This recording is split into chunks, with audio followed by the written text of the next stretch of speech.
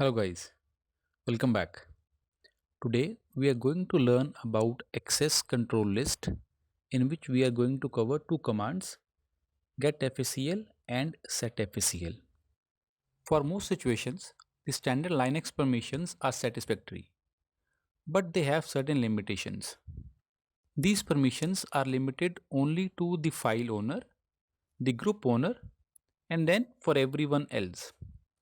Now, under certain situations, you might want to give certain permissions to someone who is not the user owner of that particular file, means the one who is not owning that file. Or you might want to grant another group certain different permissions which are not the permissions for the group owner and even for others. Now let us take an example to understand this. Let us suppose that there is a file data.txt. The user owner of this file is Baljit, who is having read, write and execute permission. The group owner of this file is Linux, who is having read and write permission. All others are having only the read permissions. Now my question is, can you grant the user Ricky read write permissions? Can you grant another group guest read and execute permissions? This is not possible to grant permissions to a specific user or a specific group other than the user owner or the group owner using the chmod command. This is where the role of access control list comes into play, and we use the command setFACL to give special permissions to special people or special group. The permission flags that we can use with ACL are read, write, execute, minus means no permission, and there is a special flag capital X. Capital X gives selective execute permission to the directory content. That is, the subdirectories will get the execute permission, whereas the regular files within a directory will not get execute permissions until and unless they already have execute permission. But if you use small x, then execute permission will be given to directories as well as files, which is not the right way to do it because regular files should not have execute permission. Next is how to view ACL. So you can use the ls-l command, and if you see a plus sign at the end of the permissions, this means that ACL is set on that. Whatever permission you see for the user are actually the user permissions, the user owner permissions. But whatever permissions you see under the group are not for the group owner. They are actually the mask. So this I'm going to cover later on. Just remember, if the ACL is set, then the permissions that you view under the group are not the group owner permissions, but they are the masks set for the group. The permission under the others are the standard other permissions. So the right command to view the ACL is getFACL.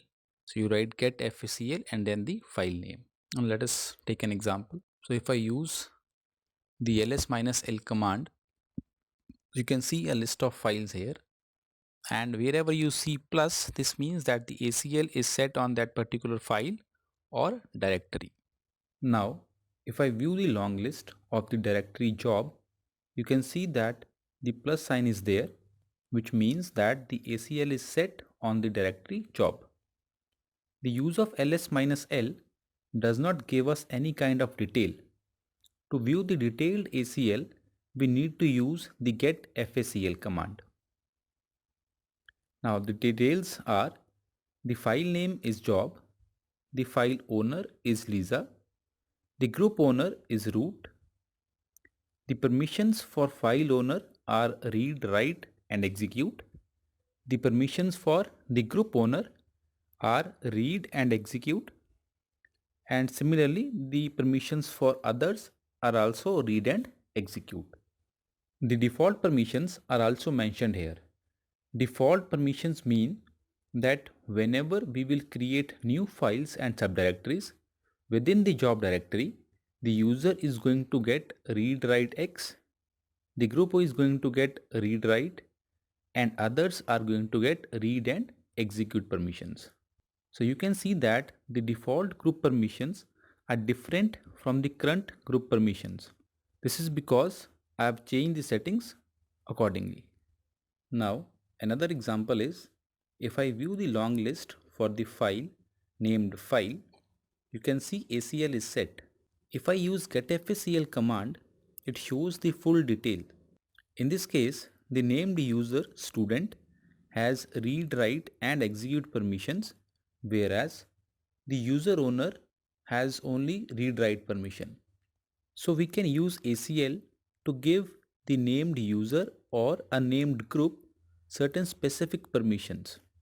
Next, we are going to learn how to assign these fine-grained permissions to named users and named groups.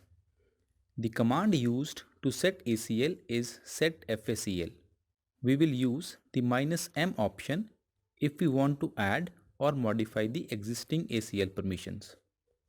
For example, setFACL "-m", then you use U for user or G for group, followed by the name of the user or group, and then followed by the permissions, and finally the name of the file or the directory. Now let us take an example. So you can see no ACL is set on the file practice. There is no plus sign in the long list. The user owner is Rohit and the group owner is Linux. The user owner Rohit has read write permission, whereas the group owner Linux has only read permission, which means members of the Linux group can only read the contents of the file practice. Now let us check who are the members of the Linux group. So you can see that the Linux group has 3 members: Rohit, Virat and Saurabh. One of the member, that is Rohit, is the owner of the practice file. Now I am going to log in with Virat user. Since Virat is the member of the Linux group, this means Virat can read the contents of the file practice. So you see Virat is able to view the contents of the file using the cat command. But if I try to write into the file, it will show an error because write is not allowed to members of the Linux group. Now the user Virat has misbehaved, and as an admin, we want that the Virat user should not be allowed any access to the practice file. But at the same time, you do not want to remove Virat from the Linux group. Now how this can be done?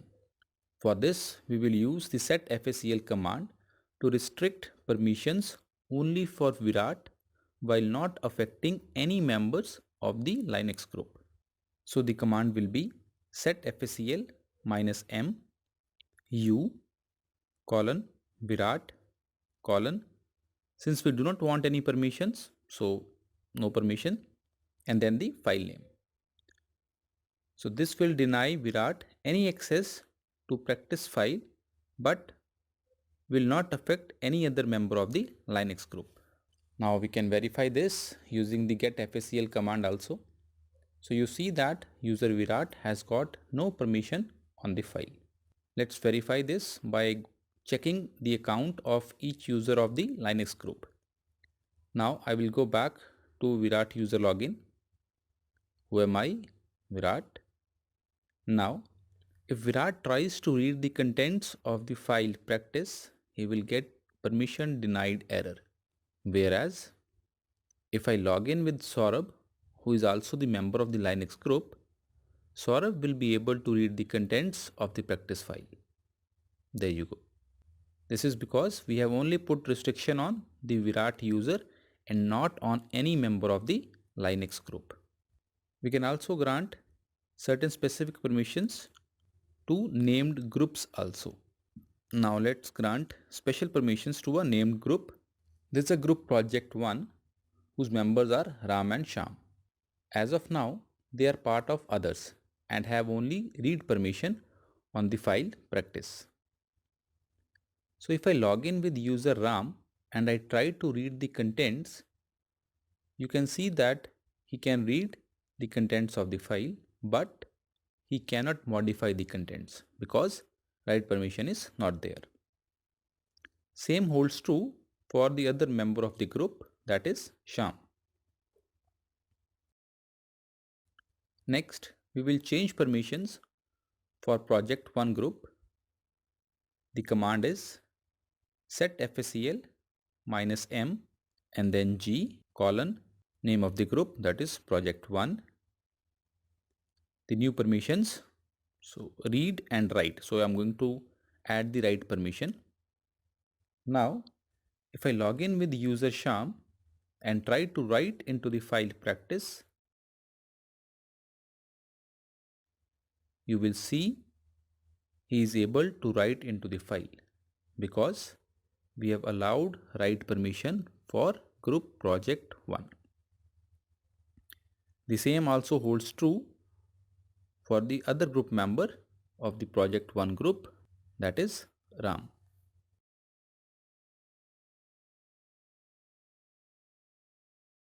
We can also check this using the getFACL output. The group project 1 has got the read write permission. In the next video, we are going to cover recursive ACL, default ACL and deleting ACL. So see you in the next video. Till then, take care.